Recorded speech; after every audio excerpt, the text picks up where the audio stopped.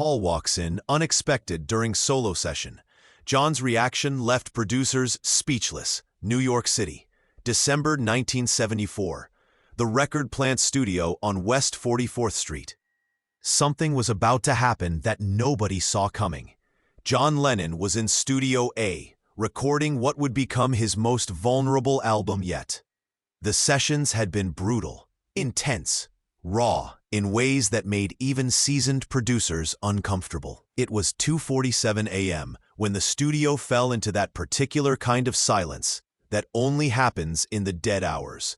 The kind of silence where you can hear your own heartbeat echoing off the soundproof walls. John was alone at the piano, his fingers moving over keys like he was searching for something he'd lost years ago.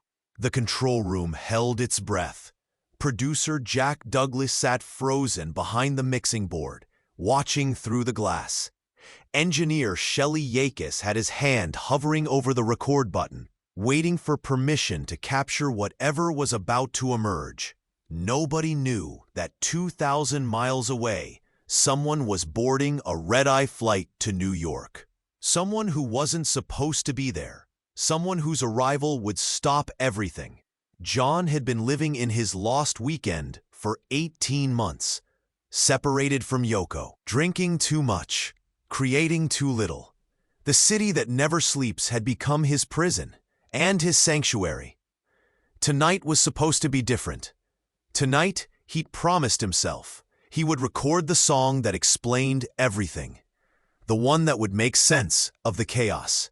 The mic was live, the tape was rolling, and John Lennon was about to sing something he'd never sung before.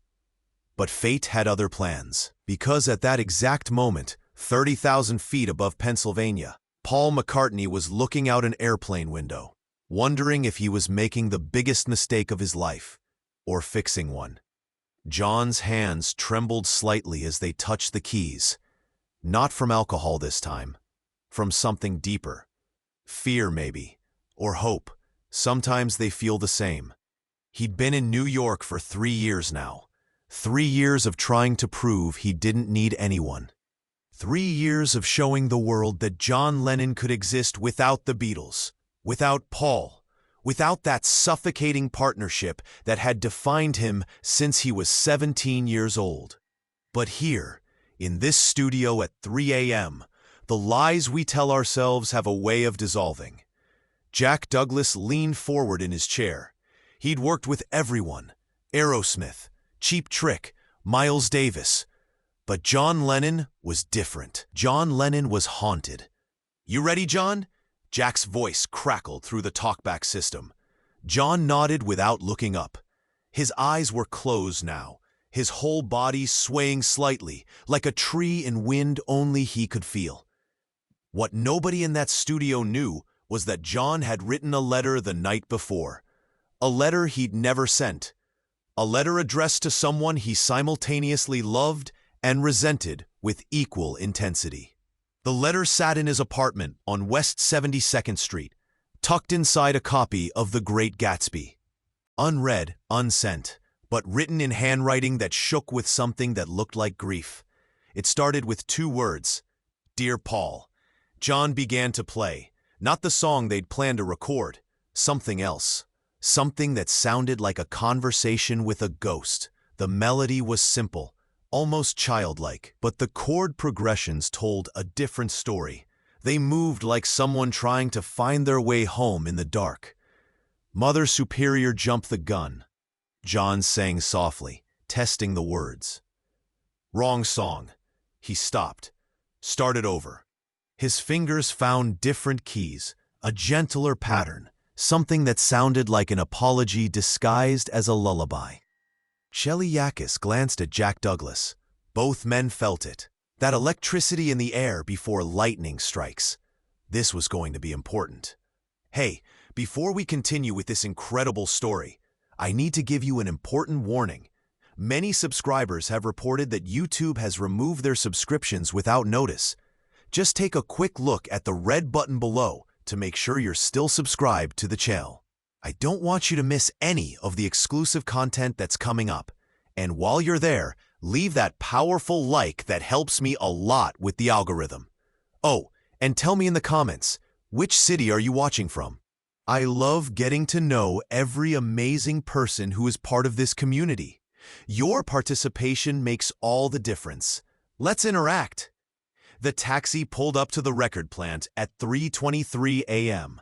Paul McCartney paid the driver with American bills he wasn't used to handling. His hands were sweating despite the December cold.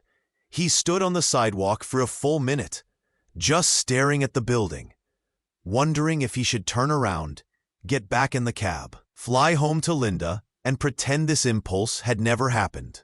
But something had been eating at him for months. Years, if he was honest. The last time he'd seen John had been, when? 1972? A brief, awkward encounter at the Grammys, where they both pretended to be happier than they were. They'd shaken hands like strangers, smiled for cameras like actors. But Paul had heard things. Rumors floating through the music industry like toxic smoke. John was struggling. John was lost. John was recording an album that might be his last. That rumor had hit Paul like a fist to the stomach. So here he was, New York City, no warning, no phone call ahead. Just a desperate need to see for himself if the brother he'd loved and lost was still in there somewhere. The studio's night receptionist looked up, startled, as Paul walked through the door. "I'm here to see John Lennon," Paul said quietly. The receptionist's eyes went wide. "Mr. McCartney? Does he know you're coming?" "No. Should I call up to the control room and—" "No," Paul said again, firmer this time. "Please, just tell me which studio." "Studio A, 3rd floor. But sir, I really should—" Paul was already moving toward the elevator. His heart was hammering so hard he could feel it in his throat. What would he say? What could he say after all this time? After all the interviews where they'd taken shots at each other? After all the songs that were clearly about each other, even when they pretended they weren't? The elevator climbed. Too slow and too fast at the same time. Paul caught his reflection in the brushed metal doors. He looked tired, older than 32 should look. The doors opened on the 3rd floor. The hallway stretched ahead, dark except for the light spilling from under one door. Studio A. Paul could hear piano through the walls. Faint, haunting, unmistakably John. He put his hand on the door handle, paused. This was it. The moment where everything either healed or shattered completely. He opened the door. The control room was dark, except for the glow of the mixing board and the light from the studio beyond the glass. Jack Douglas saw Paul first. His mouth opened, but no sound came out. He looked like he'd seen a ghost walk through the wall, which, in a way, he had. Shelley Yakis turned to see what Jack was staring at. His hand slipped on the fader, creating a brief squeal of feedback. In the studio, John stopped playing. His head snapped up. "What the hell was that?" John's voice crackled through the speakers. Paul stood frozen in the doorway of the control room. For a moment, nobody moved. Nobody breathed. Then John saw him through the glass. Time did something strange. Bent, stretched, compressed into a single point where past and present collided. John's face went through a series of expressions too fast to name. Shock, anger, confusion, something that might have been joy. Then back to anger. Then to something unreadable. He stood up from the piano, slowly, like a man trying to determine if what he's seeing is real or another hallucination in a long line of them. "Paul?" John's voice through the speakers was barely a whisper. Paul stepped forward to the talkback microphone, his hand shaking as he pressed the button. "Yeah, John, it's me." The silence that followed felt like it lasted hours. In reality, it was maybe 10 seconds. But those 10 seconds contained everything. Every fight, every harmony, every year of brotherhood and betrayal. Jack Douglas and Shelley Yakis exchanged glances. Neither dared to speak. They were witnessing something that felt too private for witnesses. John walked to the studio door, opened it, stepped into the control room. He and Paul stood 6 feet apart, two men who'd once been closer than brothers, who'd created something that changed the world, who'd torn it all apart with their own hands. "What are you doing here?" John's voice was flat, careful, like he was talking to a landmine. "I don't know," Paul said honestly. "I was home in London, and I got on a plane." "Does Yoko know you're here? Does anyone know I'm here?" "No." John's jaw tightened. "You can't just show up, Paul. You can't just—" "I know. You don't know. You don't know anything about—" "I heard you were struggling," Paul interrupted. "I heard things, bad things, and I needed to see for myself." Something flickered across John's face. That wall he built so carefully showing cracks. "I'm fine," John said, but his voice betrayed him. "You're not fine. I can see you're not fine. What do you care? You've got your perfect life in Scotland with Linda and the kids and your farm and your—" "Don't," Paul said quietly. "Don't do that. Don't pretend you don't matter to me." John laughed, but it wasn't a happy sound. It was the laugh, "Forget it. You should go." "John, I said go, Paul." But Paul didn't move. He stood there, rooted to the floor, looking at John with an expression that Jack Douglas would later describe as heartbreaking. "I'm not leaving," Paul said. "Not until we talk. Really talk. Not through lawyers or interviews or cryptic songs. Just us. Like we used to." John's hands curled into fists at his sides. His eyes were shining now. Wet. Angry. Scared. "There is no us," John said. "There hasn't been an us for 5 years. That's not true, and you know it." The tension in the room was suffocating. Jack Douglas slowly stood up, gesturing to Shelley that they should leave. Give these two some privacy. But as they moved toward the door, John's voice stopped them. "Stay," John said. "Not to them. To Paul." Paul looked up, surprised. "Stay," John repeated softer this time. I'm recording something. Something I've been trying to get right for weeks. Maybe you could help." It was the closest thing to an olive branch that John Lennon knew how to extend. Paul nodded. "Okay, yeah, I'll stay." They sat at the piano together, side by side on the bench like they'd done 1,000 times before in 1,000 different studios across 1,000 different lifetimes. John's hands found the keys again. Paul watched them move. Those same hands that had written Strawberry Fields Forever and Imagine and Help and songs that made the world cry and dance and think. It's about everything," John said, not looking at Paul, looking at his own hands. "About the band, about what we built, about what we destroyed, about you, about me, about the fact that I don't know how to exist without hating myself for needing people." Paul said nothing, just listened. This was John in his rarest form, honest, vulnerable, not performing for anyone. John played a chord progression, minor to major, sad to hopeful, then back again. "I've been trying to write a song that explains why I pushed you away," John continued, "why I pushed everyone away.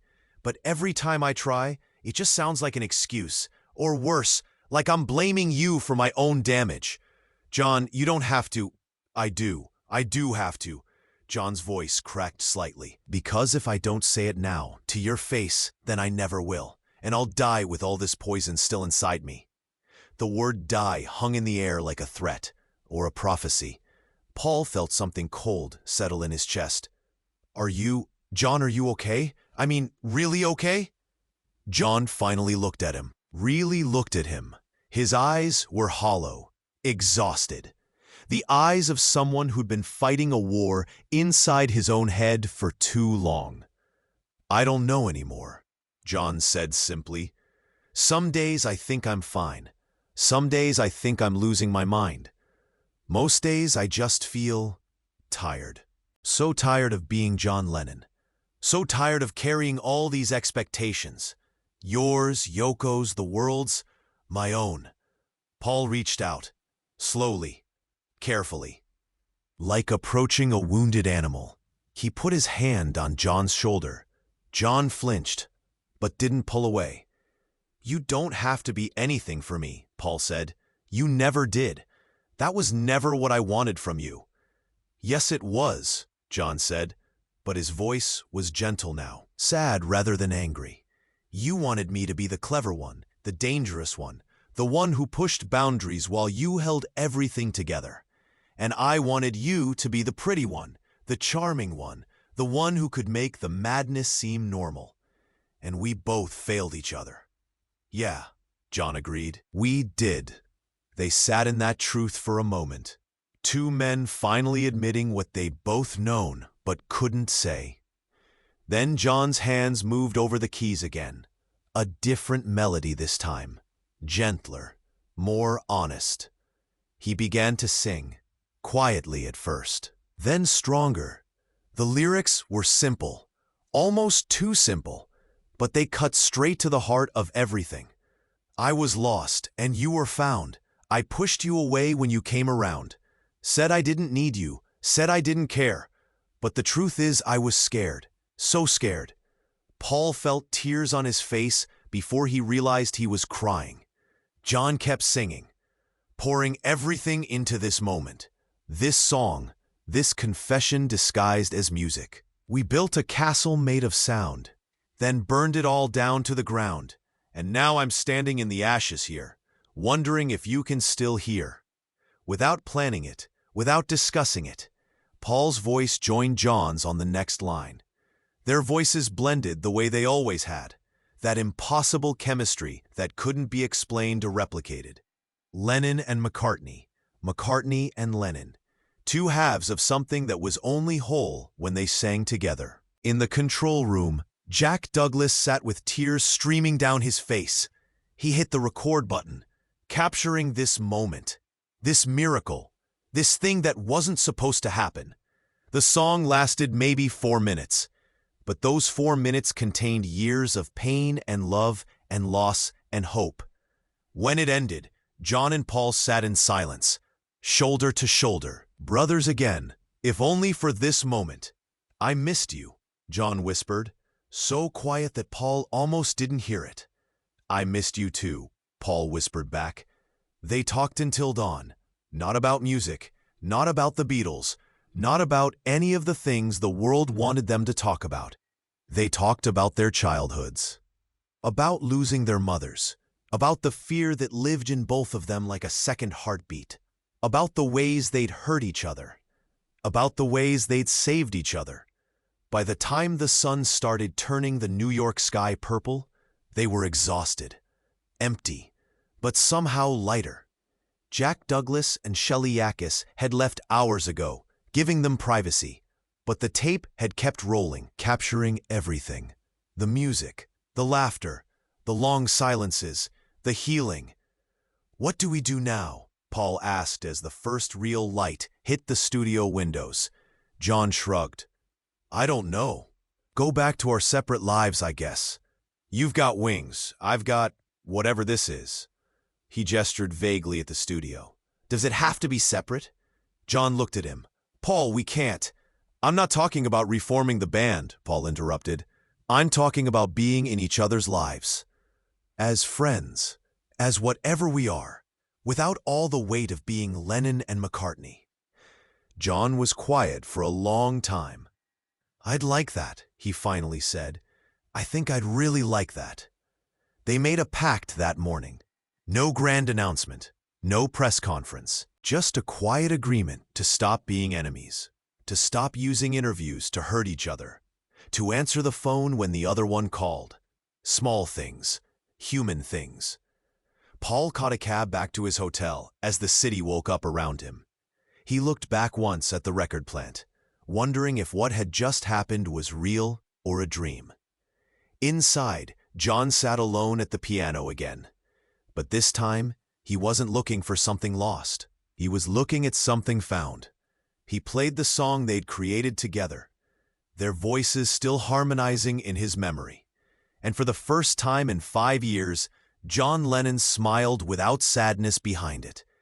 The tape Jack Douglas had recorded that night would never be officially released.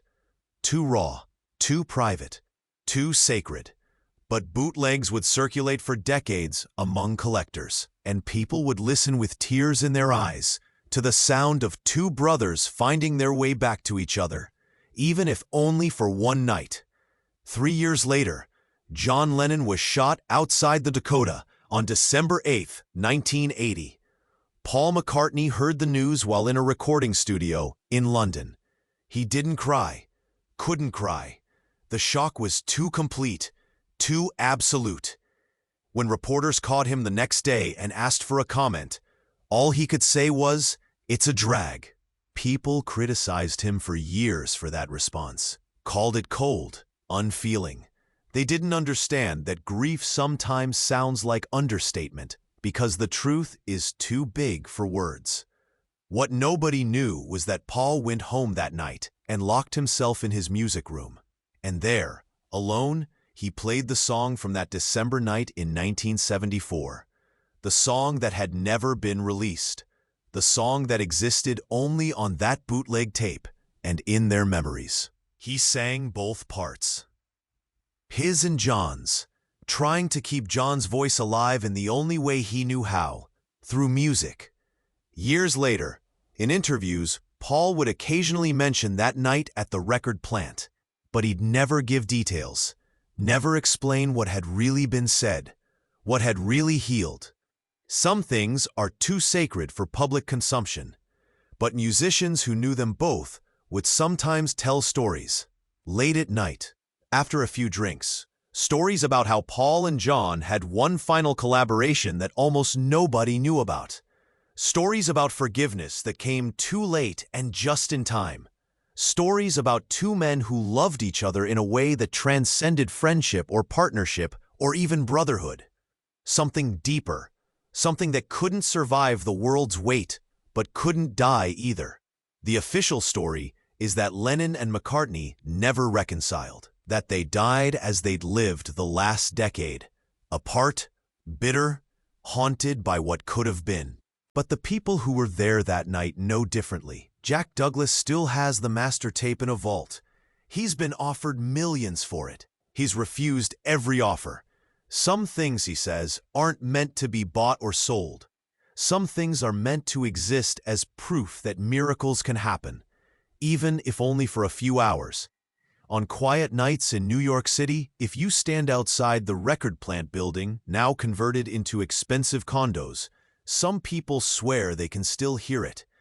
Two voices blending in harmony, singing about castles and ashes, about being lost and found, about the complicated mathematics of loving someone who reflects back all your damage and all your light.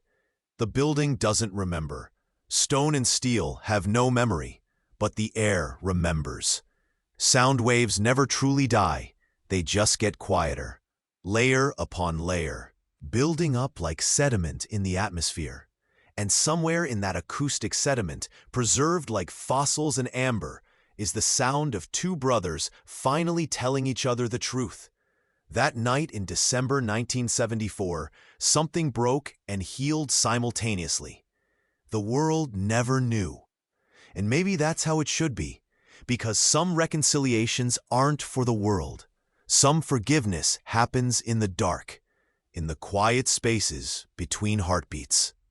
In studios at 3 a.m., when ghosts become real, and the past becomes present, and two men remember they once loved each other before the world told them how to hate. Paul walks in unexpected during solo session. John's reaction left producers speechless. But what it left Paul and John was something more important than speech. It left them peace. Brief, imperfect, but real. And in the end, maybe that's all any of us can hope for. That somewhere in the darkness, we find each other one more time. That we get a chance to say the things that need saying. That we harmonize once more before the music stops. The tape keeps rolling, somewhere, in some vault, in some memory, in the air itself. Listen closely. You might hear it too. Two voices, two brothers, two halves of something that was never meant to be torn apart. Singing. If this story of reconciliation and lost moments moved you, make sure to subscribe and hit that thumbs up button. Share this video with someone who needs to hear about the power of second chances and the courage it takes to forgive. Have you ever had a moment of unexpected healing with someone you thought you'd lost forever? Let us know in the comments. And don't forget to ring that notification bell for more untold stories about the human hearts behind music's greatest legends.